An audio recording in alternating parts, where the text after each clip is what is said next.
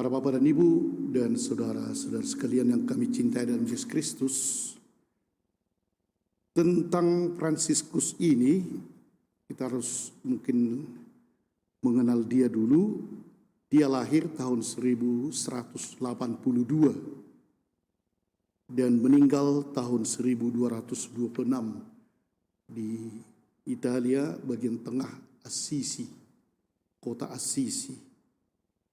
Jadi kalau menurut kisahnya tahun abad ke-13 itu, bapaknya Piero Bernardone itu adalah pedagang, bukan pedagang Kabanjahe Medan, tapi pedagang luar negeri. Jadi bapaknya itu berdagang pakaian-pakaian dan alat lain dari Paris, Prancis. Jadi ke luar negeri, dan masa itu sebenarnya hanya naik kuda. Jadi hanya orang yang bermodal kuat bisa menjalankan itu, dan memang akhirnya di kota Assisi. Sebenarnya nggak begitu besar kotanya ya, tapi sekitarnya juga ada kota-kota. Orang tuanya lah yang paling kaya. Dan sebagai orang muda, dialah bintangnya mungkin di kampung itu atau di kota itu ya. Tapi perubahan terjadi ialah ketika dia pernah tertangkap, ketika dia berperang dengan kota Perugia, dan kemudian ada pertobatan yang luar biasa ketika dia mendengar dalam salib dan San Damiano yang ada di gereja kita, perbaikilah gerejaku. Dan gereja memang pada masa itu tidak bisa dibanggakan. Iman masyarakat sangat rendah. Para biarawan, biarawati, para pastor juga belum begitu terdidik, tidak ada pendidikannya. Masih asal apa masuk gitu aja, seminari belum begitu apa, dan malahan pada masa itu sampai ada kadang 4 paus tandingan. Dan memang itulah rupanya yang ingin diperbaharui oleh Fransiskus. Fransiskus terkenal dalam kandang Natal. Mengapa ada kandang Natal seperti sekarang? Yang memulai itulah Santo Fransiskus. Ketika pada satu Natal dia bernatal di Gubbio itu, dia mengumpulkan masyarakat dan membawa ternak, lembu dan seterusnya, kambing, ikut bernatal. Nah, dari situlah ada kandang Natal yang kita pakai sampai sekarang. Salah satu yang ditinggalkannya. Dan memang yang kemudian yang ditinggalkannya lagi itu tanda stigmata. Dialah yang pertama seorang yang tidak imam mendapat stigmata di tangan, dada, dan juga kaki. Dan menjadi terkenallah stigmata ini. Dan kalau kita pergi ke Assisi, itulah yang akan kita lihat semuanya. Jubahnya masih ada di situ dan lain-lain.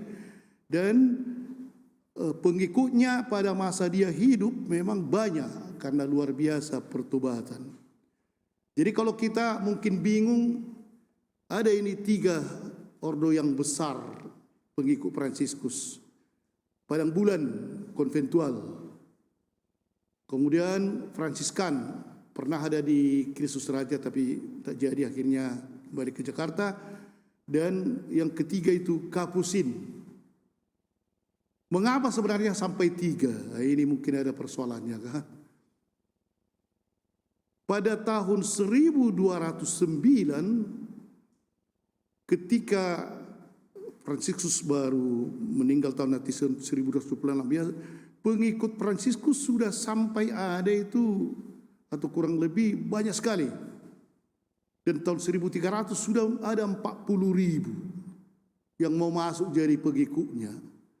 Padahal Fransiskus sebenarnya tidak memberikan peraturan, hanya hiduplah seturut Injil, itu aja, tidak ada peraturannya.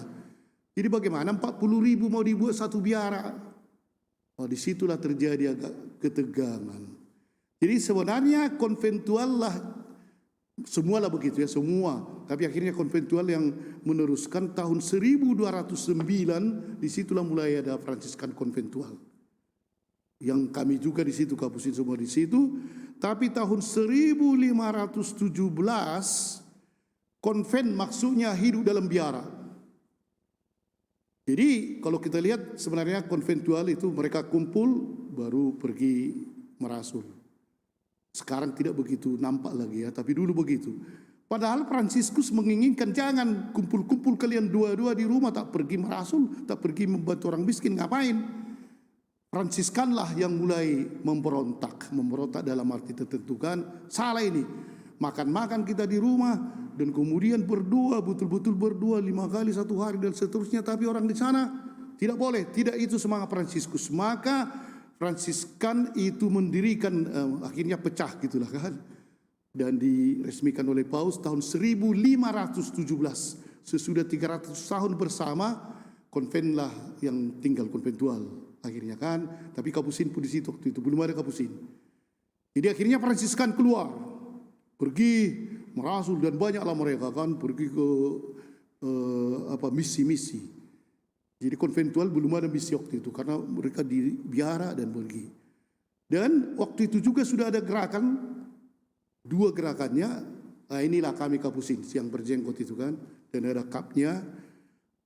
Masa keluar terus, konventual di dalam terus.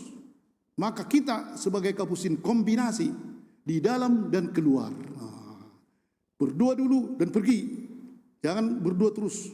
Itulah Kapusin. Dan didirikanlah Kapusin tahun 1528. Sesudah sekian ratus tahun bertobatlah semua, akhirnya sekarang menjadi sama. Konventual pun, Fransiskan pun, Kapusin pun sudah menjadi disamakanlah semangatnya kembali.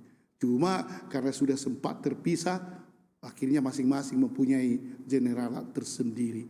Inilah kisah mengapa jadi kalau konventual itu yang paling tua itu, yang di Deli Tua dan di Pasar 6 ya.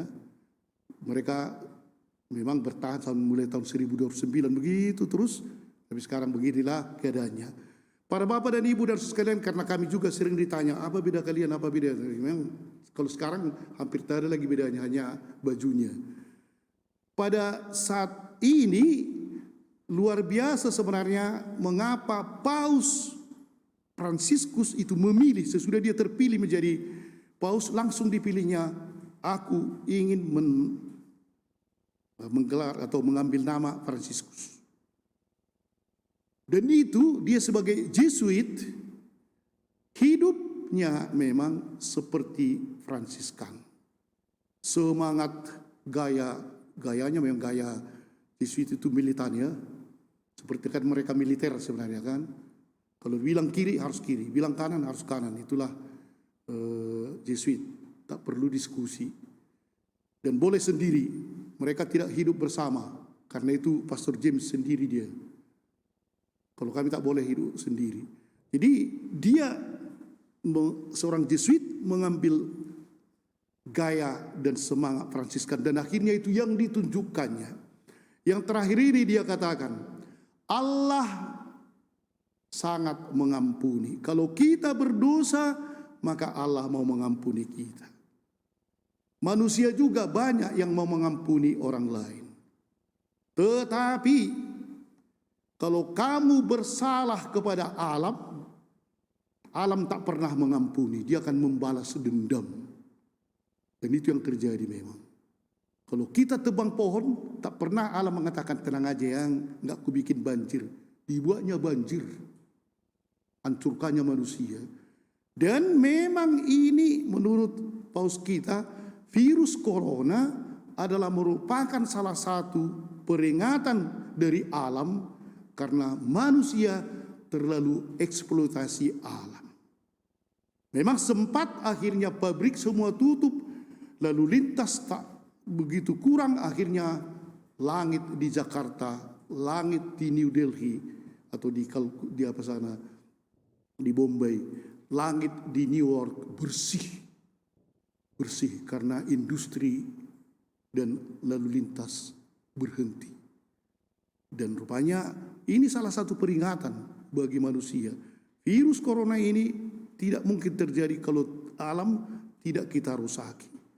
Apa yang mau kita coba menggali pada tanggal 4 Oktober ini? Mari kita buat Paus kita yang sekarang sangat memberi perhatian kepada alam ini dengan ensiklik Laudato Si, dan kemudian dia sambungkan lagi dengan perdamaian antar agama yang bertemu dengan tokoh-tokoh Islam di Dubai, dan luar biasa pengaruhnya untuk dunia. Fransiskus diangkat sebagai pelindung lingkungan oleh PBB. Tokoh kita yang utama ini, mari kita buat menjadi tokoh kita masing-masing di rumah kita, khususnya dalam hal lingkungan. Marilah kita coba di dalam kehidupan kita sehari-hari. Kalau memang tak perlu, jangan menghamburkan. Anak Magnificat tahu seperti tadi sampai tumpah coklat, susu, entah apa, itu aja diminumkan. Padahal ada air putih yang bersih. Kita harus mencoba jangan terikat kepada yang merusak diri dan merusak alam. Hiduplah dengan benar di hadapan Tuhan, di hadapan alam. Alam, ingat itu, tak pernah mengampuni. Ketika alam kita rusaki, maka kita akan dihancurkan oleh alam. Tapi kalau kita menyayangi, maka alam akan memberikan kepada kita yang terbaik. Karena Allah mencipta alam untuk kita. Amin.